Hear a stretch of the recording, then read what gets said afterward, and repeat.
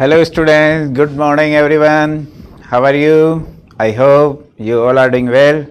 Yes, my name is Chandra Prakash Dhakar, your mathematics teacher at Kuhu International Senior Secondary School, Gangapur City. Yes, students, आप 10th class से 11th class में move कर रहे हैं तो कुछ student को थोड़ी सी घबराहट हो रही होगी, बिकॉज एक ये टर्निंग पॉइंट है आपकी, यहाँ से एक नई जर्नी स्टार्ट होने वाली है।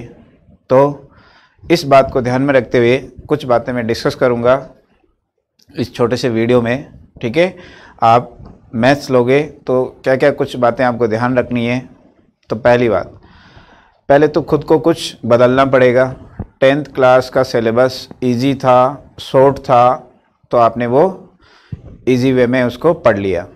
ओके, बट साइंस में आपको थोड़ा सा आपकी स्किल्स को चेंज करना पड़ेगा, आईक्यू लेवल बढ़ाना पड़ेगा, एप्टीट्यूड ये सब थोड़ा सा चेंज करना होगा।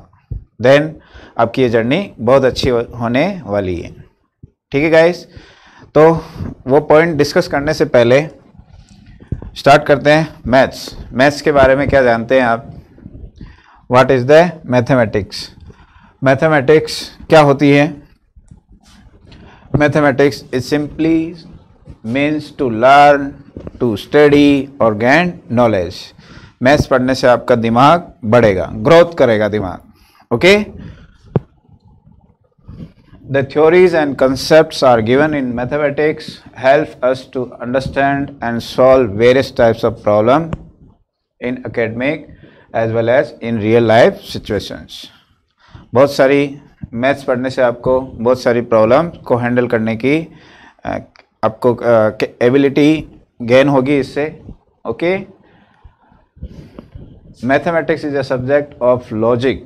Learning mathematics will help us with helps to students to grow their problem solving and logical reasoning skills। बोला मैंने कि आपका माइंड डेवलप करती है, तो मैं आपको एडवाइस दूंगा कि सभी आप मैथ्स लें। बायोलॉजी और मैथ्स का देखा जाए तो स्कोप मैथ्स में ज़्यादा होता है, मैथ्स में स्कोप ज़्यादा होता है। देखो, बेस्ट ब्रेन एक्सरसाइज होती है इससे। यहाँ देखो, it has a hug scope in every field of our life such as medicine। yes, even medicine में भी मैथ्स का यूज़ होता है। फिजिक्स में भी मैथ आती है, केमिस्ट्री में भी मैथ आती है। ओके, इंजीनियरिंग में तो है ये, financial, architecture, natural science, economics.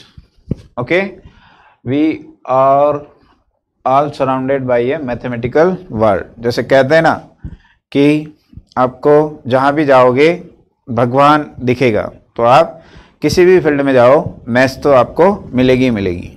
Okay guys, तो आपने देखा कि बायोलॉजी के कंपैरिजन में मैथ्स के स्कोप ज़्यादा होते हैं, तो आप सभी मैथ्स लें। ठीक है, अच्छा, अब मैं कुछ बातें डिस्कस करने वाला हूँ जो ध्यान से सुनिए, बहुत इंपॉर्टेंट बातें हैं। इवन 13 तक के स्टूडेंट मुझे ये कहते हैं कि हमको 11th में सही डायरेक्शन मिल जाती तो हम अच्छी रैंक प्राप्त कर लेते आईआईटी में। तो आप भी कंपटीशन की तैयारी, कंपटीशन एग्ज़ाम में प्रवेश करने वाले हैं। ठीक है, तो कुछ बातें आपको ध्यान रखनी होगी। मैं आज ही के दिन ये सारी बातें डिस्कस कर रहा हूँ ताकि आने वाले 2 साल में आप अच्छी प्रैक्टिस कर सको। आपके कंपटीशन एग्ज़ाम, बोर्ड एग्ज़ाम हुआ, आईआईटी हुआ, IIT main, IIT advance. Okay, क्या बातें हैं? यस, पहले इसमें वो बातें डिस्कस करने से पहले देखो, ब्रांचेज ऑफ मैथमेटिक्स। मैथ्स की 4 ब्रांच होती है। कितनी ब्रांच होती है? 4। First, calculus. कैलकुलस यानी कुछ कैलकुलेट करनी होगी, गणनाएं करनी होती है। कैलकुलस का अधिकतर पार्ट 12th में चला गया। बहुत सारे चैप्टर है इसमें, 8-10 चैप्टर है, वो सब 12th में। इसमें क्या सीखते हैं अपन? फंक्शन। यस, फंक्शन को कुछ लोग एलजेब्रा में बोलते हैं, लेकिन मैं इसको कैलकुलस में ले रहा हूँ। ठीक है, calculus, trigonometry,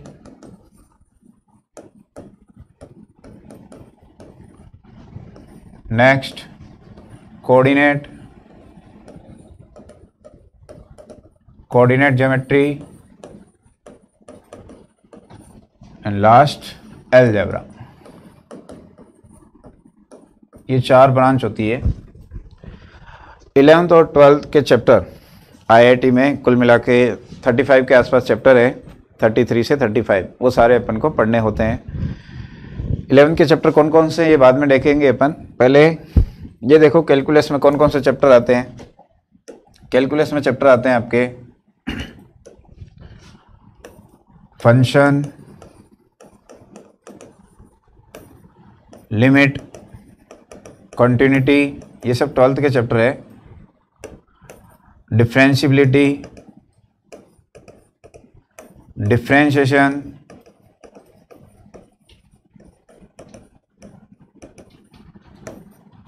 monotonicity,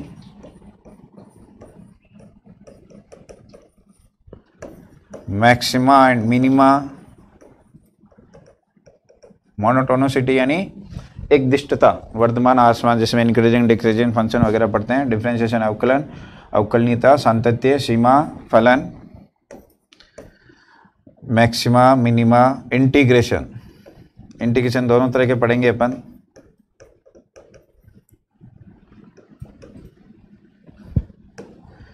integration, area under the curve,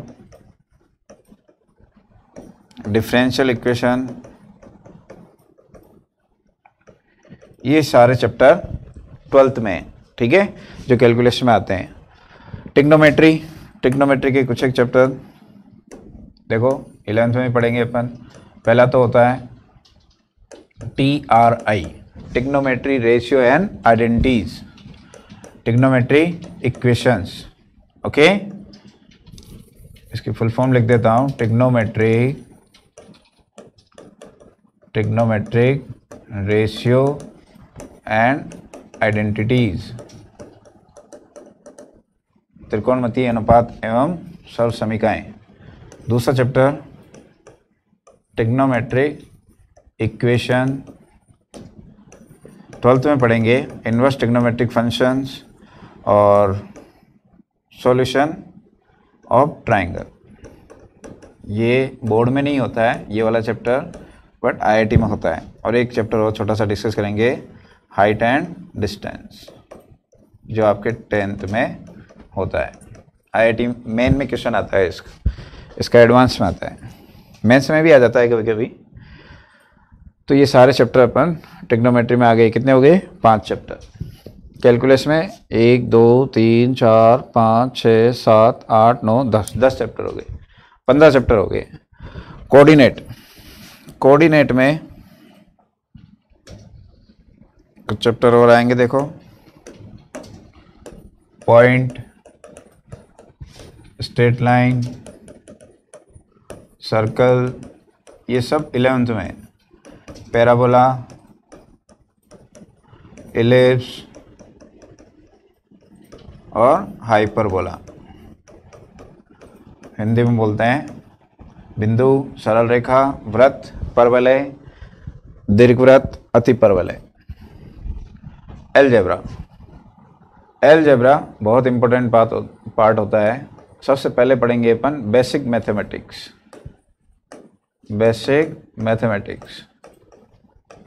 जिसे फंडामेंटल ऑफ मैथमेटिक्स भी कुछ सीट में दे रखी होती है।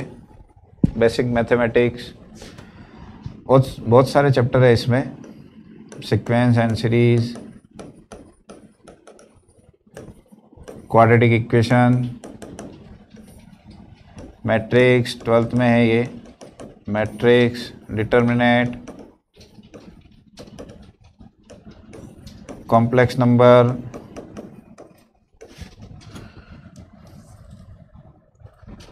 P&C, परमुटेशन एंड कॉम्बिनेशन क्या होते हैं ये सब पढ़ेंगे। 12th के हैं सारे चैप्टर। 11th के भी लिखवाता हूँ। प्रोबेबिलिटी, ओके, वेक्टर, 3D,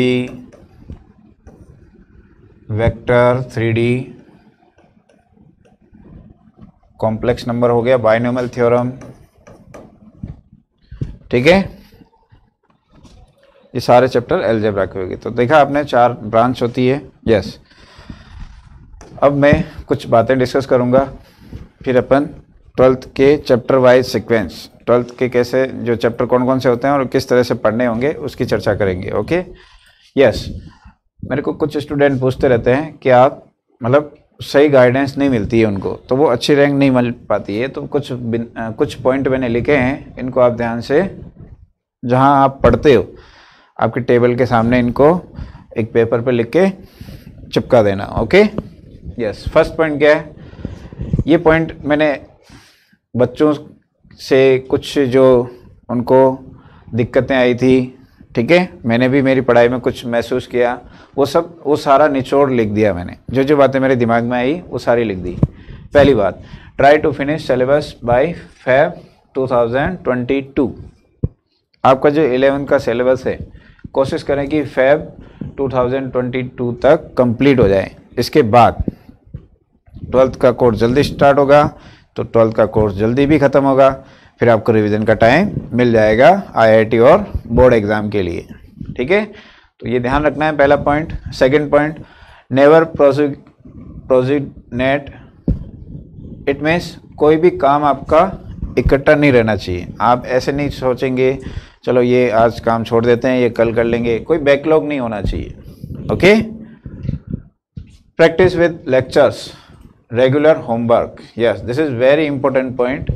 कुछ बच्चों को कहा जाता है कि आप लेक्चर देख रहे हो नहीं देख रहे हो, तो स्टूडेंट यही बोलते हैं कि हाँ हम लेक्चर देख रहे हैं, बट वो लेक्चर के साथ कुछ क्वेश्चंस की प्रैक्टिस नहीं कर रहे हैं, जो कि बहुत बहुत गलत है।